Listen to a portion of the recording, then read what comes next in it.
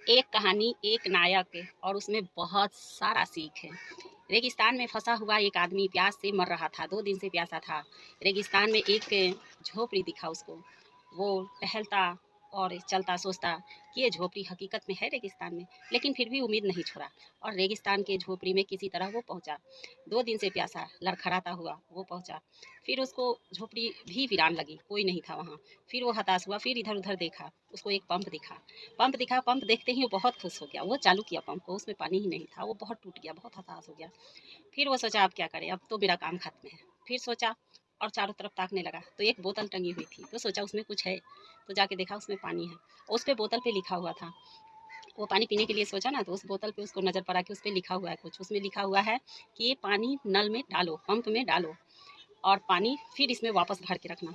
तो वो सोच रहा था कि मैं पीऊँ या डाल दूँ, हकीकत में फिर कहीं बर्बाद तो हो जाए, मेरा पानी भी नहीं मिले।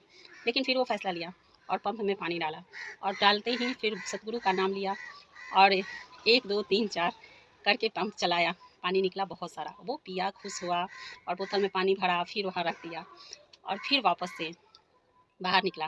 बाहर निकलते समय एक और बोतल थी वहाँ टंगी हुई। उसमें देखा तो देखा कि यहाँ से बाहर जाने का नक्शा है और उस नक्शे में उसमें पेंसिल था। पेंसिल निकाला और फिर वो भी लिखा, ये पंप बिल्कुल सही है, इसमें भरोसा करके पानी डालो और ये ना फिर से वापस लिखना तुमको जो मन में हो।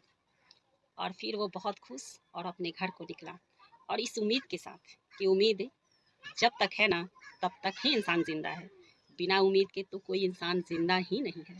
प्रीत और प्यार से कहना जी धन्यकार। लेकिन सिर्फ ये उम्मीद की कहानी नहीं है, बल्कि इसमें हमें धैर्य, सब्र, भरोसा, भगवान पे, मदद, इंसान का और जो अंदर से एक पॉजिटिव होता है ना, वो भी। तो हमें इस कहानी में ना बहुत कुछ सीखने को मिला और दासी को सिखाने का भी। तो कभी कभी हमें ना सच में बहुत कुछ सीखना चाहिए और मौका मिले तो सिखाने का भी कोशिश करें। प्रीत और प्यार से कहना जी धन्यकार। कैसी लगी ये कहानी आप सब प्लीज़ कमेंट में बताएं। दासी को अच्छा लगता है, क्योंकि अच्छा लगता है तो दासी कुछ और सोचती है। ऐसा होता है ना।